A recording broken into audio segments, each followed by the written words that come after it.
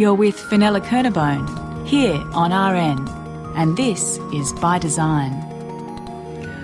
Late last year on By Design, we visited a retirement village and we had a huge response from you. Many of you were very worried about moving into a retirement village. Well, we've found 3 couples who've dealt with some of the issues of designing a space for themselves and their bodies as they get older. Near Taree on the New South Wales mid-north coast, they've custom built a home for all 6 of them to live through their retirement. They engaged local Taree architect John Basden, and the brief was for each couple to have a separate suite with a bedroom, bathroom, study and deck, the shared space, a large kitchen, dining and lounge room. So let's join producer Claudia Taranto with Heather, Michael, Rick and Judy. Well, you've managed to do what a lot of baby boomers seem to dream about, which is saying, no thanks, I'm not going to go into the retirement village. I'm going to find a bunch of friends and get old gracefully together in the one living space. How have you managed to do it? With a lot of planning. It's taken us 10 years or more to work the whole thing out together and get here and get settled together.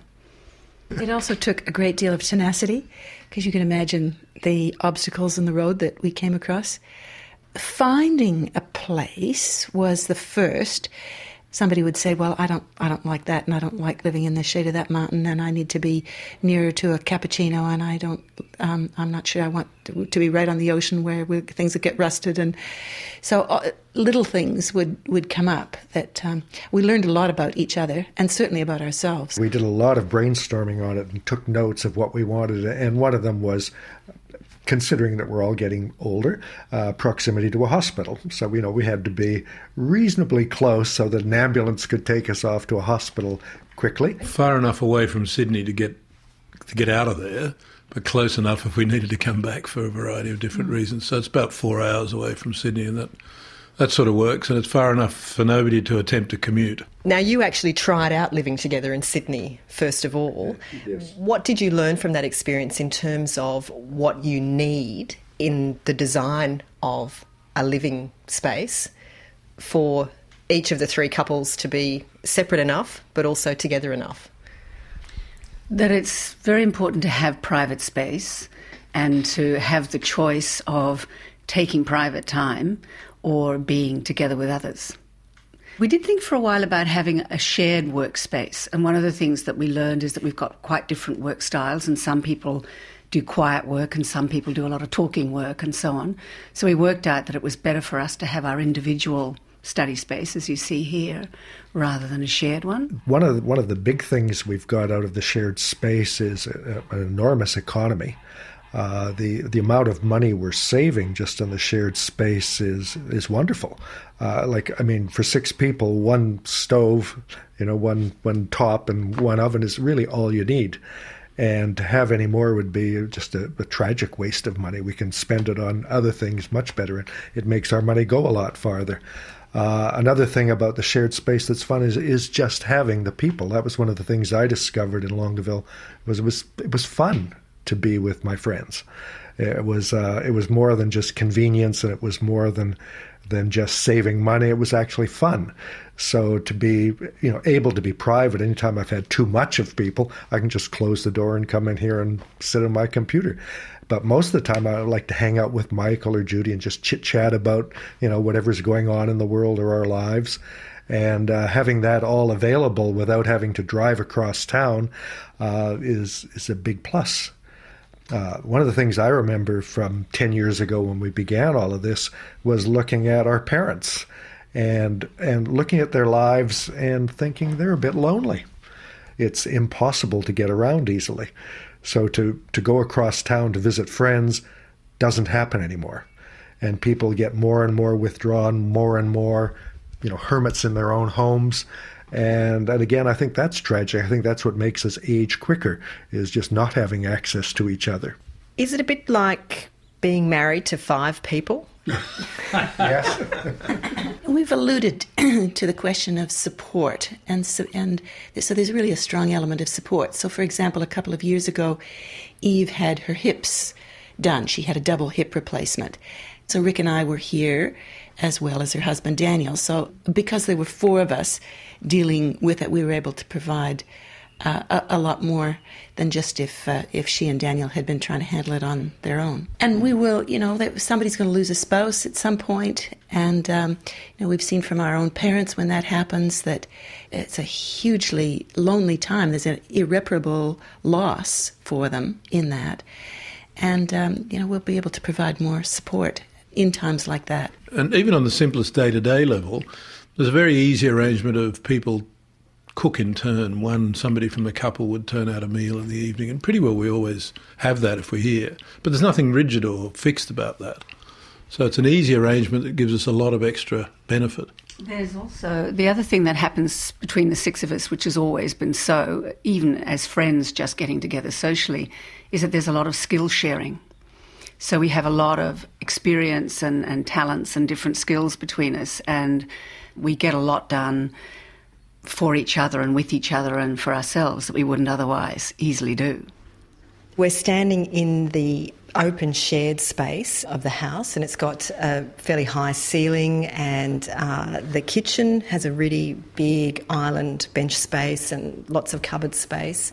And then we're looking at the lounge room, which has a potbelly stove, and the dining room, but it's all one big space. Can you tell me about it?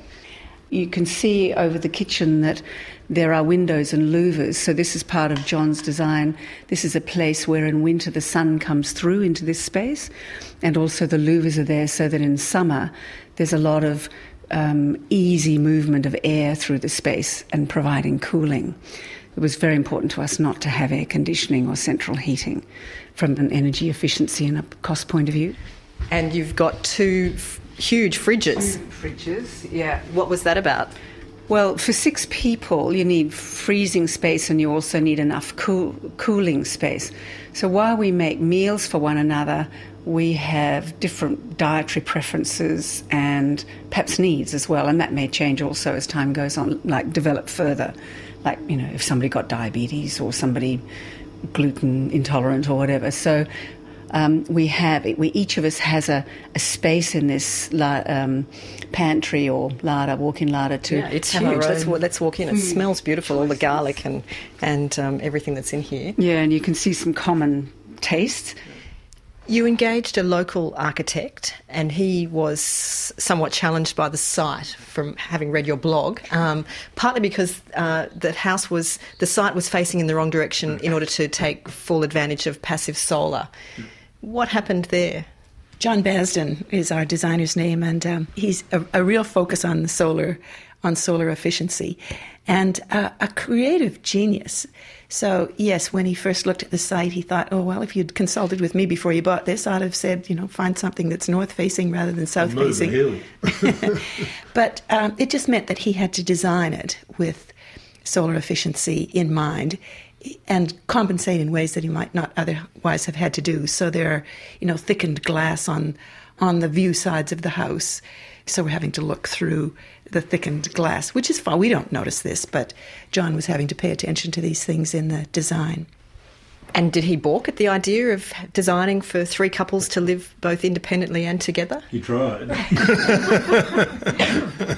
I'm sure he quailed inside, but he was always very, very open and forthcoming and generous about it. And there are certain aspects of the design, like the corridors are quite wide, and there are a couple of access ramps. Can you talk about why you've made those particular decisions? We're getting older, and that there's 6 of us. The likelihood there's going to be walkers in our lives, that there could even be a wheelchair in our lives is, I think, something to face. You can see we're at that time where there are things starting to change for us physically, for example. And so designing a life and designing a living setup which allows you to segue from city-based, very active, highly involved individual or family to something where you've actually got to start planning in more recreation, maybe therapeutic matters like physiotherapy. So it's just important to pick the time and know that it's coming at you, design something and make the change while it's still possible to do it. So you're saying don't leave it too late? Don't leave it too late, yeah. Producer Claudia Taranto there with the Shedders, as they call themselves. That's two of the three couples who've designed a house to share their retirement years in near Taree in coastal New South Wales. And a question for you, what do you think about this? Would you share your retirement with your friends? Do you think it's a good idea? Or if not, why not? We would love to hear from you. Links are on our website, where you can also find links to their blog and some images of the house.